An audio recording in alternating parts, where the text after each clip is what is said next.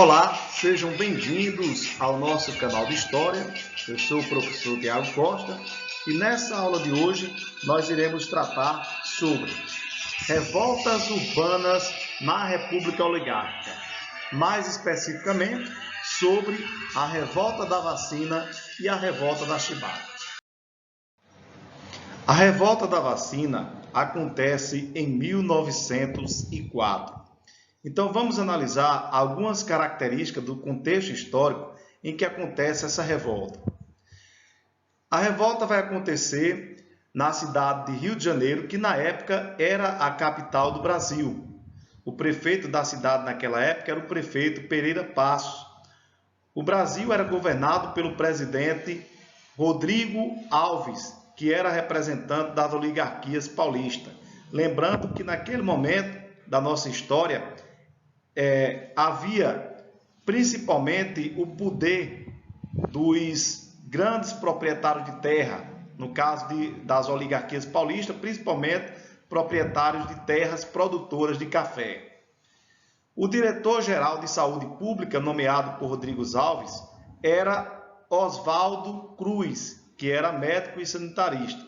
Então, o presidente Rodrigo Alves, naquele momento em que assumia a presidência da República, tinha como uma das grandes prioridades do seu governo buscar resolver o problema das doenças que infectavam a capital do Brasil naquela época, como a varíola, a peste burbônica e também a febre amarela.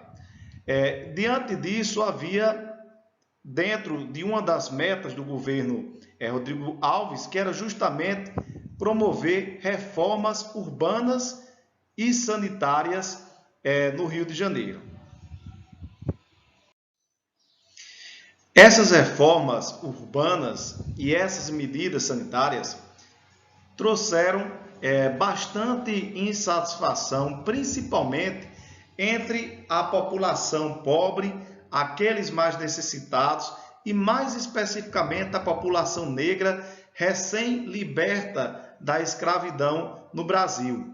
Isso porque essas reformas impactaram a possibilidade de moradia e também trouxeram medidas impositivas para a população. Então vejamos aqui algumas dessas reformas.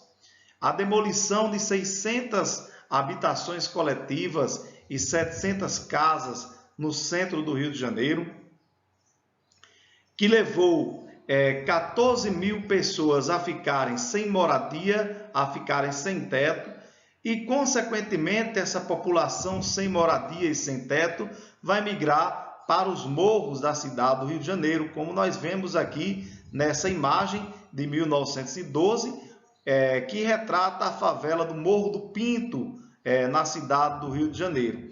Então, você vê aqui pessoas morando em condições bastante precárias, em barracos improvisados, sem acesso a saneamento básico, sem direito à privacidade, com certeza muitos dos quais sem emprego e em situações de vida bastante difíceis. Então, diante disso, muitas pessoas que saíam dos centros urbanos iam justamente para as favelas do Rio de Janeiro. Interessante o nome, esse nome que viralizou no Brasil inteiro para denominar essas habitações que ficavam em regiões mais periféricas da cidade, de ser chamado de favela, justamente pelo fato de que uma das principais favelas do Rio de Janeiro naquela época era o Morro da Favela, que tinha principalmente, era abrigado principalmente por afrodescendentes. Então, devido a isso, o nome favela se generalizou pelo Brasil para definir esse tipo de moradia, esse tipo de habitação. Então, além das reformas urbanas promovidas pelo prefeito do Rio de Janeiro, Pereira Passos, também as medidas sanitárias implementadas pelo prefeito, planejada pelo médico sanitarista Oswaldo da Cruz, gerou bastante insatisfação entre a população do Rio de Janeiro daquela época. Essas medidas tinham como prioridade combater a varíola, a febre amarela e a peste bubônica, doenças que matavam milhares de pessoas no Rio de Janeiro à época. O problema foi o caráter impositivo como a vacina foi instituída e implementada. A vacina foi instituída através de uma lei que obrigava toda a população da época a tomar a vacina contra a varíola, a febre amarela e a peste bubônica. Então, o resultado não foi outro. A imposição, a forma autoritária como a vacina foi criada, também somada à revolta que já existia contra as reformas urbanas, que empurrava milhares de pessoas para os morros, para as favelas do Rio de Janeiro, gerou uma onda de revoltas na cidade naquele ano de 1904. Então, a gente vê aqui uma charge ao lado que representa bem o que foi aquele momento. Nessa charge você vê representado ao meio o médico sanitarista Oswaldo da Cruz montado numa seringa e ao seu lado, também acompanhando ele, estava as tropas do governo e do outro lado estava a população. E também ao lado do médico sanitarista Oswaldo da Cruz você vê também os funcionários do governo.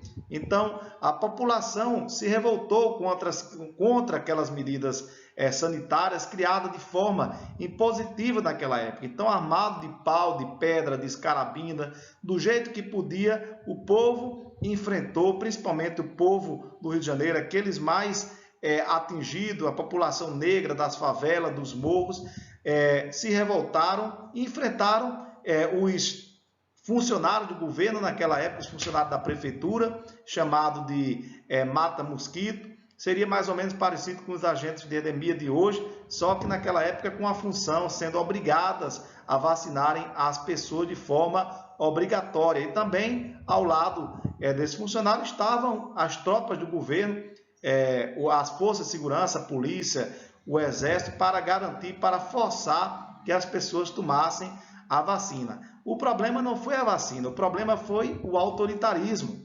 As pessoas não tinham escolha. E somado a tudo aquilo que já vinha acontecendo.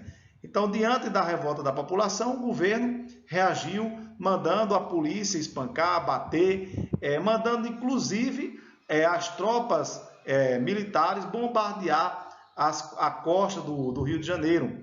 E aí, como a população não recuou diante do uso da força do governo, o governo foi obrigado, naquela época, o presidente da República foi obrigado a revogar a lei da vacina obrigatória, porém, logo após que as coisas se acalmaram, mandou prender, mandou perseguir civis e também militares rebeldes. Uma outra revolta urbana que também acontece durante a República Oligárquica vai ser a chamada Revolta da Chibata em 1910. Então, vamos entender o contexto histórico em que acontece essa revolta.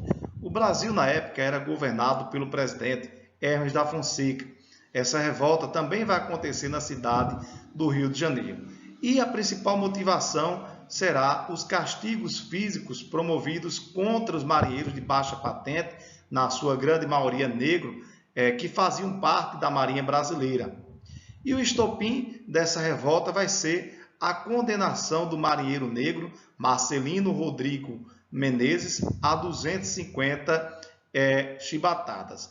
Então, nós tínhamos naquela época um Brasil que tinha uma marinha moderna, mas, porém, uma marinha que também ainda mantinha no seu código de condutas um pensamento escravocrata, que estabelecia punições desse tipo da época ainda da escravidão. Então, esse será um dos principais motivos das revoltas dos marinheiros nessa manifestação que ficará conhecida como Revolta da Chibata. Diante da insatisfação pelos castigos físicos, pela forma como eram tratados, liderado pelo marinheiro João Cândido, que aparece aqui na nossa imagem, pelo também marinheiro Francisco Dias e pelo cabo Gregório, os marinheiros tomaram dois importantes navios de guerra naquela época, o navio de São Paulo e o navio de Minas Gerais, e ameaçaram bombardear a cidade do Rio de Janeiro caso as suas reivindicações não fossem atendidas. Dentre essas reivindicações estava o fim dos castigos corporais, o aumento salarial, melhor alimentação e o perdão aos participantes da revolta. O governo, diante da incapacidade de resistir contra a revolta dos marinheiros que estavam ali pronto para bombardear o Rio de Janeiro, teve que ceder e, diante da situação, concordou em buscar negociar com os revoltosos e dessa forma se comprometeu em conceder o perdão aos marinheiros e também se comprometeu a instituir o fim dos castigos físicos, caso os marinheiros concordassem em restabelecer a hierarquia e acabar com a revolta. Os marinheiros concordaram, cumpriram a parte dele, mas o governo depois, logo que a ordem foi restabelecida, buscou perseguir os revoltosos, mandou prender. O marinheiro João Cândido, por exemplo, foi internado como louco. Posteriormente, muitos outros foram presos, foram expulsos da Marinha. O próprio marinheiro João Cândido foi expulso da Marinha, foi internado antes como louco, depois foi expulso da Marinha e terminou a sua vida também trabalhando como peixeiro e numa situação bem difícil. Então, foi assim que o governo também tratou a revolta dos marinheiros, porque naquela época, como nós dissemos anteriormente, as revoltas populares, as manifestações, a indignação do povo era tratado simplesmente como caso de polícia.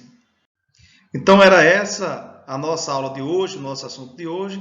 Espero ter ajudado, contribuído para que vocês possam entender melhor essa temática das revoltas urbanas na República Oligárquica. Peço que vocês curtam, que comentem, que se inscrevam no nosso canal e deixo aqui o nosso forte abraço e até a próxima videoaula.